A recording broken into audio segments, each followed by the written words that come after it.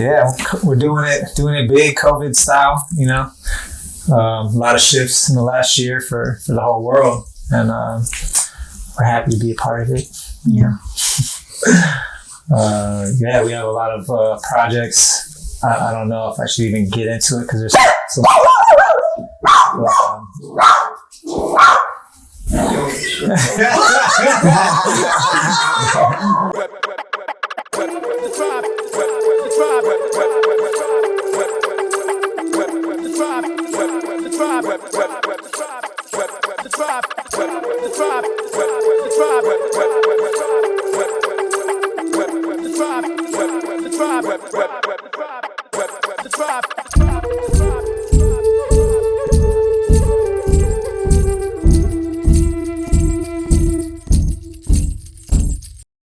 What's up, everybody? My name is Lo Speak. Thank you for allowing us to rep our tribe. I am the operations room manager of Audiopharmacy, and this is my crew.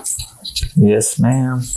My name is T.O. Sense, founder of Audiopharmacy, producer, multi-instrumentalist, turntablist, love being, represent. My name is Gina Madrid, and I am one of the vocalists in Audiopharmacy. I am a rapper and a community organizer out of Oakland, born and raised in Mexico. My name is Raska D. I'm here from Northern California. Grew up in Sonoma County, California. And I'm Afro-Como, play keys and produce, and been vocalist for a long time, so Audiopharmacy.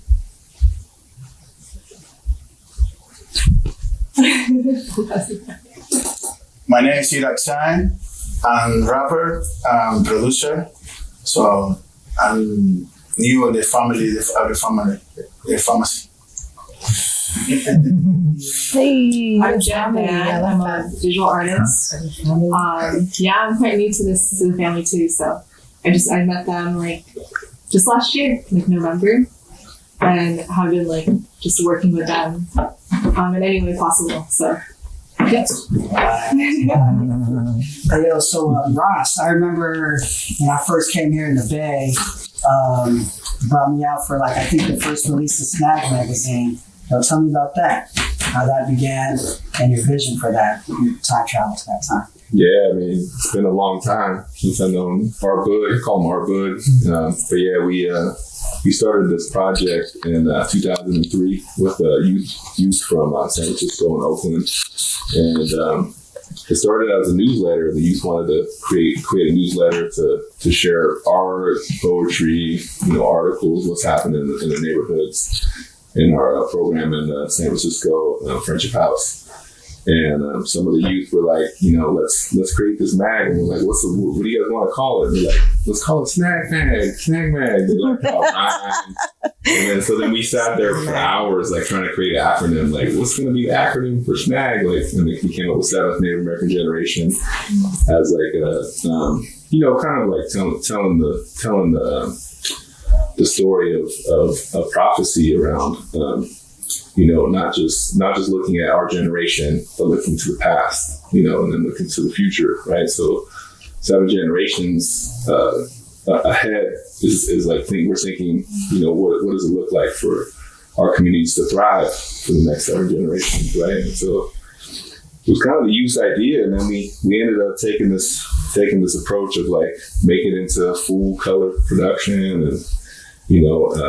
Fast forward 17 years later now, we've done 10 issues now, and we're working on issue 11 this year. So it's pretty exciting to just highlighting all the artists from all throughout Native country. We have Native youth voices, from all throughout the U.S. and different tribes from a lot of content from the Southwest, a lot of content from the Bay, but primarily the focus is just Native youth, uplifting Native youth voice. So artwork, photography, poetry, articles, and that's what it is. Nice. Yeah. I remember the issue, came with the CD. I wanted to get on that CD so bad. So I met you. Yeah. There's a lot of native musicians on there. We try to kind of mix it up with various genres. So we even had some like punk on there with some metal, Nice. and like we even had a country song on there, some traditional music, and then a lot of hip hop, a lot of native hip hop on there as well. Yeah. I remember that. So, Tio, I was talking about earlier when you guys were about to go to Brazil, when the farm started blowing up and going across seas. I was asking, I was like, hey, can I get a prescription? Prescription, man. I remember I had an ear inside a little black You're in the stand. jar. Yeah, I know you reminded me how old we are, man. That was 2004, yes. The Brazil prescription.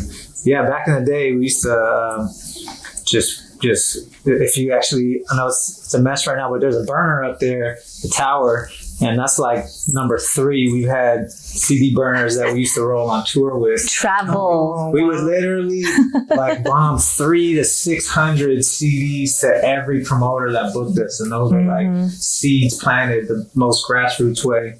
And actually, when I met Kadi, it wasn't even long before that. It was probably like 2003, maybe we met 2003, and we used to actually go by a different name called Chaotic Souls, and we would hit the streets hard and sell CDs. And I remember I met this guy in a burrito shop, and he had the same tam, like the same beanie as me. And I was like, oh man, I got that same beanie. And then next thing you know, this dude showed up at my studio. Like, I didn't exchange info with him, but I just randomly met him one day. And then another day, some cat rolled through the studio, and they're like, yeah, I want you to meet my man Ross Kadi. I was like, hey, you do El Papalote, Farlitos, that's where we're at, yeah. And we did a song called Unconscious, and the rest is history, man. Big tune, look it up. That was the first song. Unconscious was the first song, right? Or Determinated. Okay, Determinated was the first. Unconscious was the second. And we're like, yo, this is dope. Let's start a group. Like a side name, just the two of us, and a lot of people don't even know this in the crew probably, but like we had the concept of we're gonna do a side project called Manufactured, and we never did it, but we've been brothers ever since. We hit the streets we've traveled all around the world from grassroots to high paid tours, and we've done Europe like 6 years, Japan, Indonesia, Samoa, Solomon Islands, Fiji, New Zealand, Morocco. We've had a lot of experiences together. And the CD was definitely a big part of that, because we would bomb CDs, we would sell CDs just to eat, and That is true. So I'm glad that you got the Brazil prescription, because you are a part of that. You're a part of the result of those seeds planted, So a moment of silence for the death of the CD. Oh man! Speaking of CDs, I wanted to get into everyone's top 5 songs. They were that shaped them, that really inspired them. From back in the day, mid. Till now, past, present, future. Let's talk about those 5 songs. I don't know if I can name specific songs, but definitely I can name groups and influences. And definitely, I remember hearing X-Clan on the radio back in, Wake Up Show days. Sway and Tech, for folks that don't know. Before Sway was on, satellite radio, he had a radio show here that broadcast in the Bay Area called the Wake Up Show. And I remember hearing this group called X-Clan back in the day. And X-Clan was like dropping knowledge about knowledge itself, but then also about, going back to Africa and like the roots of culture and like the importance of your own identity. And that really resonated with me, because we grew up in the Bay music. We had Too Short, we had Paris, the Coup, some of the more conscious artists in the Bay that we started hearing. But then we were always kind of, with the Bay Area gangster rap, we were always kind of like looking for what's the next conscious thing though? Like they're doing on the East Coast, they have Public Enemy, right? We always heard Public Enemy. We're like, Public Enemy, speaking that truth, And so when I heard X-Clan, it was like, for me, that was the moment where I was like, man, I could do this. I could do this like conscious rap thing, and that's really inspired me. Far Side was definitely another one. And we ended up performing with X-Clan a couple times, I think. Exactly. I remember Ross was all excited. Yeah. It's my song right here.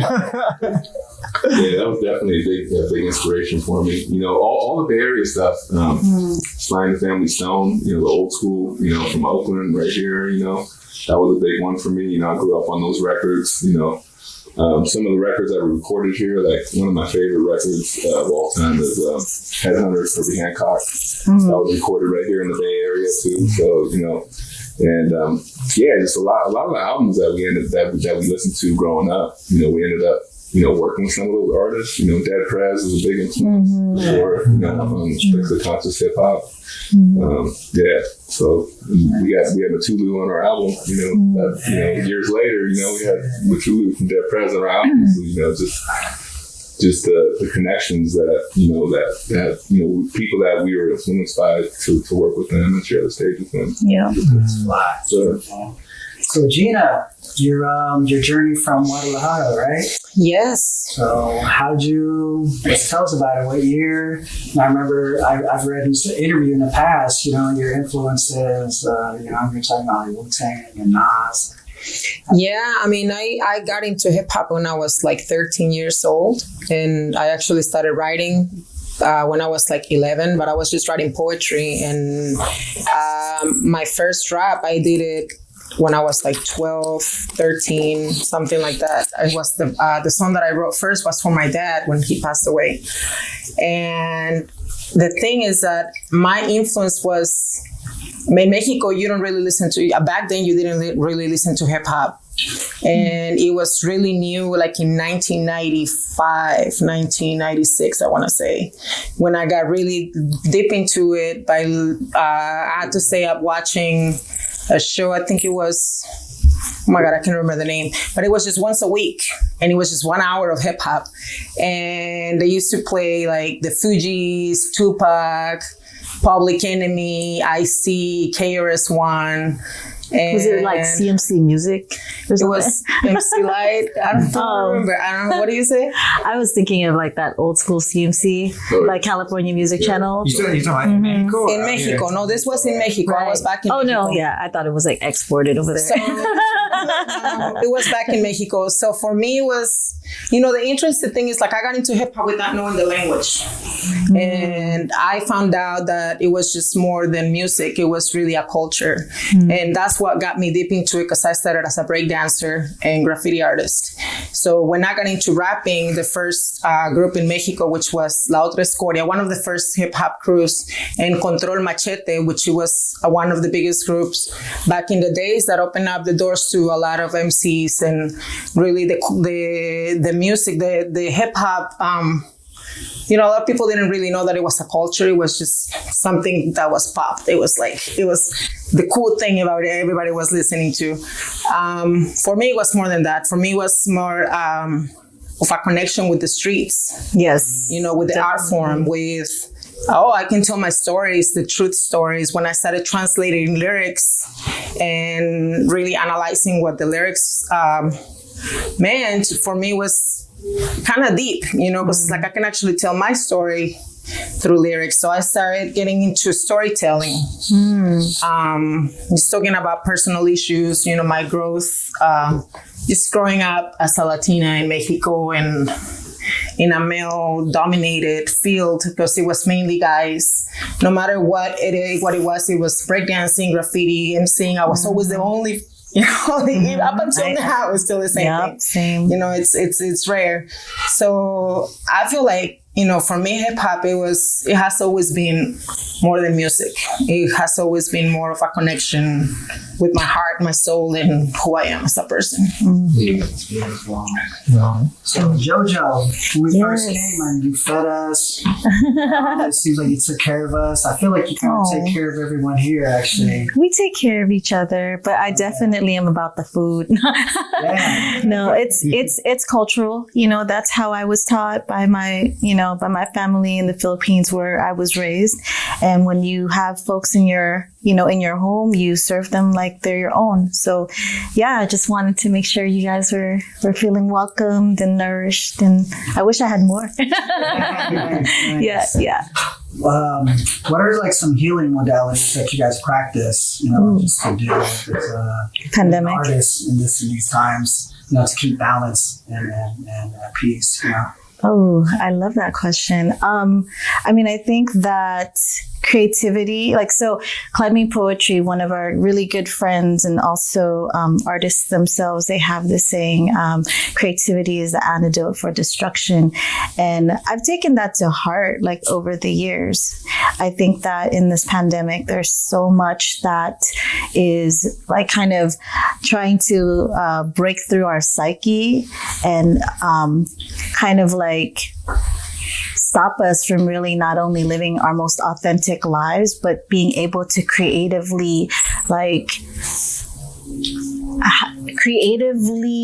express ourselves, and how we can really thrive at this time, And I feel like if you, as an individual, and I think as a group too, we leaned into it. That was our medicine during throughout this whole pandemic when things were getting really crazy. Taking a moment to really write down and express yourself through journal writing or through poetry or through making music. I think the hardest part was not being able to come in community for a moment, but recognizing that this is actually a big foundation of who we are and that this was our medicine before, and knowing that despite whatever was happening there, we know what our medicine is. We know that part of that is coming together, being in a cipher, sharing and expressing ourselves through music and through the arts, and being able to share that with the community and letting them know that they have what it takes within themselves through this creative process to be able to heal themselves too. So that's one aspect of it, but there's so many. It's the Audiopharmacy. Constant healing. Yeah, constant healing. Was that the idea behind the whole ear and the Audiopharmacy? That's Yeah. So as I mentioned before, the group used to be called Chaotic Souls, back in the day. When I met this dude, we had an existing group.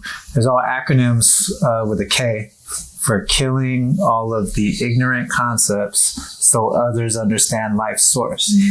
So Chaotic Souls was it was we were young, we're high school, fresh out of high school, between high school and fresh out of high school.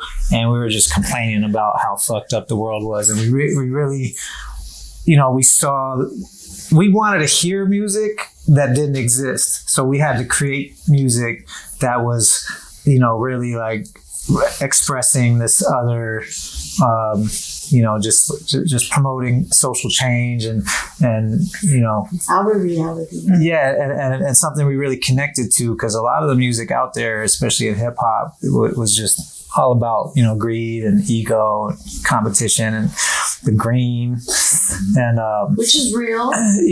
But we didn't. We were I think influenced by people even Saul Williams. I remember that era. He was kind of making a stand for just making poetry, and that was that was beautiful. So as a producer, I put together. I was just into instrumentation, and hip hop was just such a beautiful thing in general, but all the elements and whatnot. But I kind of really got involved with the turntables and scratching, and then I fused that with my love for instruments. So Chaotic Souls was kind of like this worldly hip hop conscious fusion, but it was a lot of complaining, you know what I'm saying? It wasn't a lot of solution. And at some point, so when I met Ross, he joined Chaotic Souls, but it was during this kind of, you know, he wasn't one of the OG Chaotic Souls members, and there was another one of the OG members that was going in and out of jail a lot, and it was kind of giving us like, we didn't really identify with like, you know, just he just wasn't really changing, you know. We were trying to like become the solution, like, oh man, we're not like kids no more, we gotta change the name, we gotta like really like be more solution activated. So in a conversation with my mother, actually, I was like, hey mom, I want to change the name, but we've been rocking Chaotic Souls for years, so it kind of hurts, you know, like it's gonna hurt us a little bit in the record stores and, you know, our current following, but I think we got to do it. And I was like, I wanted to start with an A because like internet thing is blowing up, and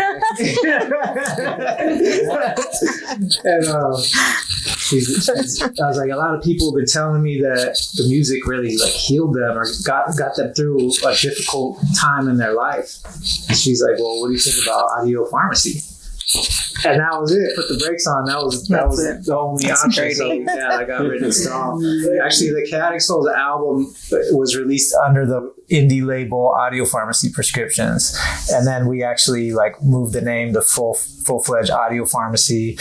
And even though Ross wasn't like an original member of Chaotic Souls, he was like such a positive force, such an ally, and you know, really he's a co-founder of Audiopharmacy in a sense, you know, because like him and I have been like we've done so much, and you know, everybody here, you know, contributes to the movement, so it's so important. It's just, I couldn't have done it myself, you know, like everybody contributed.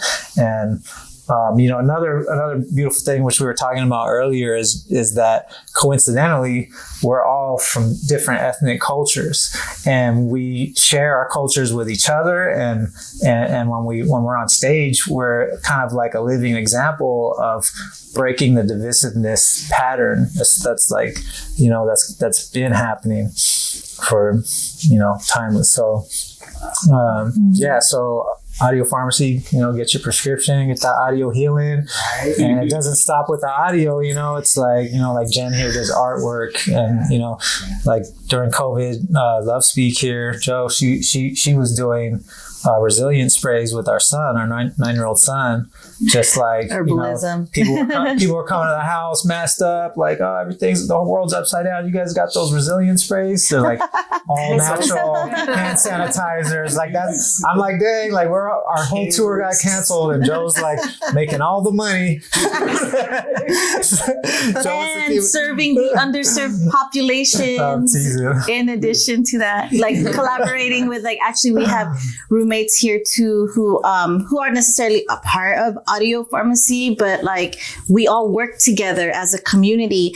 And early on during the pandemic, our really good friend Ashel Seasons, amazing musician, but also now a co-founder of Essential Food and Medicine, this organization that basically like addressed how do we support the unhoused and those that are underserved during this time of like, you know, like pandemic chaos.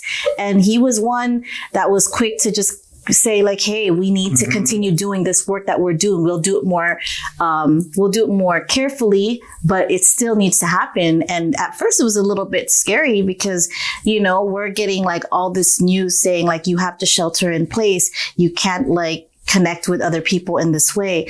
But we had to really think about what that really was, what that was doing, you know, to our communities. And are we gonna like stop us from helping those that really like are in need in this time? And yeah, he was like a real inspiration to all of us. And then that's when I started doing the resilience spray with my son, but really initially starting it as a homeschool project too. Yeah. So yeah, it was a beautiful, I mean, it's so funny. COVID actually ended up being a beautiful thing in many ways, you know, like so many of us shifted, you know, like her herbal teachings that she had been studying like came into play.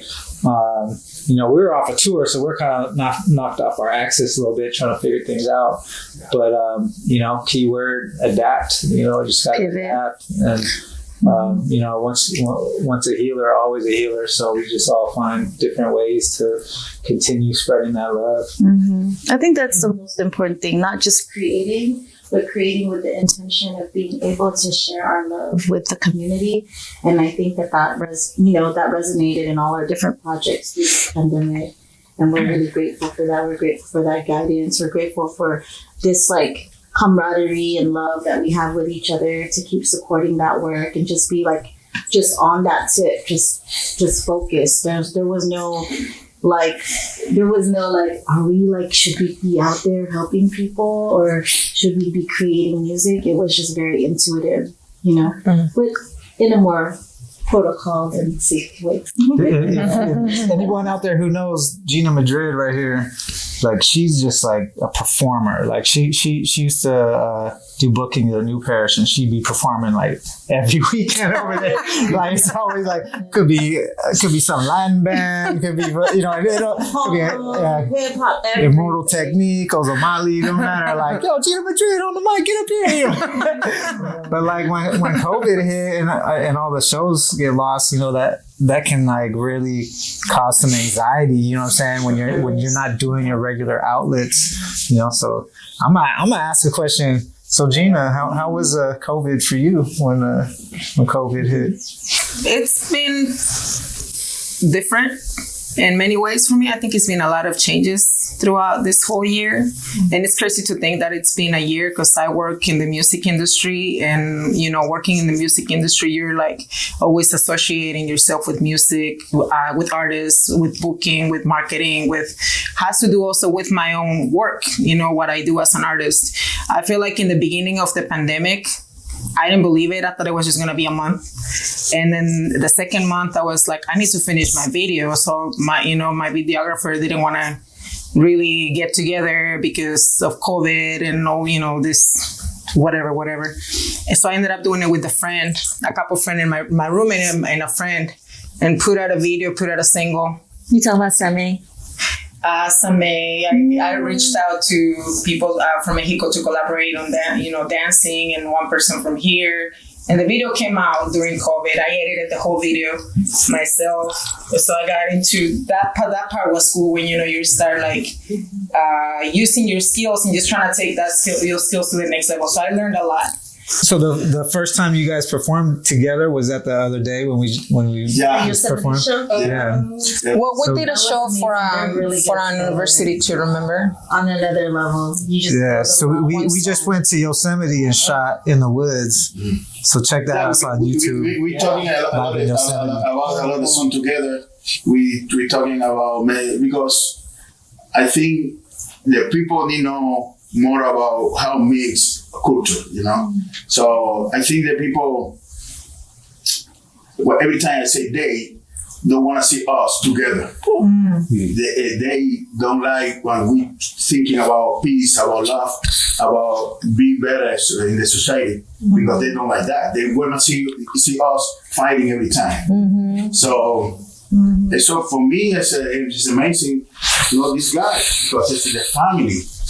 So I confuse sometimes because I confuse Audiopharmacy. I say Audiopharmacy. Because every time it's like they open for everybody, they listen to you, they collaborate every time. It's something that the people need to know. It's not just only about music; it's about love that you give to the other one. I think it's the legacy that Audiopharmacy have inside the music. That sounds like the new band name, Audio Family.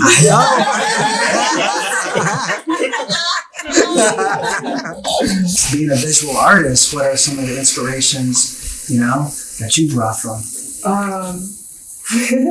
So as a visual artist, a lot of my inspiration comes from like my experiences. So pre-COVID, I was living in the Philippines for 2 years. My whole idea behind that was like, I wanted to root myself within my, my culture, like where I came from. I wanted to know who I was.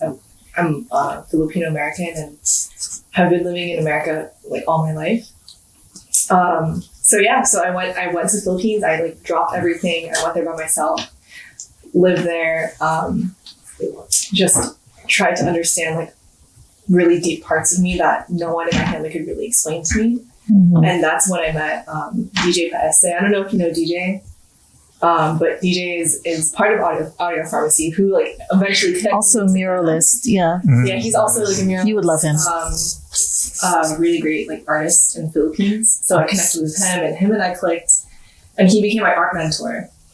So from that, like we did a lot of work together. We like went into villages in the Philippines, did a lot of community work, and then COVID hit. I was visiting out here, and he came out here too. Him and his wife Gabby. And he was like, "Yo, let's go to the farmhouse. Like, you're gonna vibe with these people. Like, just come through." And I'm like, "Are you sure? Like, is everyone okay with a stranger coming to their house? Like, it's COVID. I don't know." We had no choice. Y'all just came. I just showed up.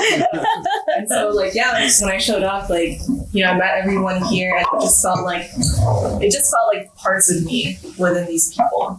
And I was like, wait, cool, like, I like feel like I belong here. Like, who are these people? Like, why do they use the same products as me? You know, like, why do they feel like my aunties or uncles or like my siblings or just people that I really hold really dearly to me? And I think eventually, like, you guys were working on the Lose Your Mind video, and I was around helping out, and just kind of like helped out in whatever way, and like everything just merged together. So I forgot what your question was. Visual, actually. Thank you. Sorry about your influences. Yeah. Just like culture experiences. I also do like Reiki and other healing modalities. So a lot of my visual inspiration comes from like the ethers. So yeah. Okay, so we're down to the final 10 minutes, and this one's gonna hit you in the head, so you gotta pull from the universe. Yep, here we go. All right, Ross Kadee, newcomer.net, mood swings. Mood swing. All right, here we go. If you got the world's attention for 1 second, what would you say? For 1 minute, what would you say? I would say, what's up, world? Tune into yourself, your own identity, your own culture, what roots you, what grounds you. Get in touch with nature and heal yourself. Heal yourself first. And with healing yourself, you can make a change in the world and share your gifts with the world. And most importantly, only take what you need. Ooh, that's hard. Tina, got the world's attention. Well, I think a lot of people. All right. Well, what's up, world? Yeah, I just want to tell y'all that I understand if any of y'all are living in fear from your personal traumas, because we all have our lives are built on these traumas from small ones to big ones, and they came before you. They came before your generation, and the only way to break that cycle is to just tap into the love and don't fall into the fear. Try to just be fearless, and on top of that, ultimately just trust that if you are selfless, you will receive tenfold. So just take care of each other, all of it. That encompasses a lot of things. So you just got to trust, and it's easier said than done. Yeah, thank you. And to end it, any shout outs that y'all want to give out to the world out there? Shouts to the rest of the crew. We roll deep. There's probably 20, 25 of us or so. So much love, all you guys that aren't in the studio right now. And then, big ups to yourselves, big ups to the elders for teaching us, teaching us the way. Big ups to Mama Earth and all her wisdom, all the elements, all of our ancestors and guides of the highest light and love, all of our different relatives like Rakim. Yep. Spread love. Shout out to all the organizers out there fighting for justice, fighting for rights. Keep being. Shout out Record Tribe, Mandy Boogie, Jay Slay, our sister Kalani, right? Yeah. And yeah, just I definitely want to shout out the Sacred Cipher. All of our relatives back in the Southwest and in Mexico and Arizona. Huge hip hop community over there. Defi, Wake Self, rest in peace. All the dancers, the B-boys, B girls, Sister Ann, all of Dancing Earth, Whole crew, Dancing Earth, fam, all the homies over there. Just want to big up them. You get in trouble now. Once you start naming names, you'll leave somebody out. Yeah, rep your tribe. Shout out for our family. We don't know where we go. We don't know where we come from. So it's about you. It's about me. It's about us. So it's a more important thing. So I want to say thank you to everybody. Thank you every time. What we need. Yeah, shout out to Creator Spirit, because we're co-creating, with God and That's co-creating right. together. So towards co-liberation, collective liberation. Yeah, shouts to each other. Love y'all. Yeah. For the artists, all the artists around the world. Yeah. Oh, shouts out to those who have passed, in this lifetime due to the violence that's happening to Mama Earth and to different communities out there. Sending them love and letting them know that they are in our prayers and that we sing for them and we make our songs for them too. Definitely. Yeah. If you all want to join the tribe, if y'all want to get your prescription, Audiopharmacy.com is the place to get it. And we got a lot of beautiful things. So just go there to catch all the projects. Lose Your Mind video is about to drop. That's a good one. Thank you. Shout out. One love. The album is called The Middle Path. I don't think anyone mentioned The Middle Path. Oh yeah, the new album is called The Middle Path. So every month there's gonna be a new one for you. Yeah. Wow. Thank you, Audiopharmacy. Yes. Yes. Thank you. Yes. Yeah, that was awesome. Yay. Oh, thanks guys. That was cool.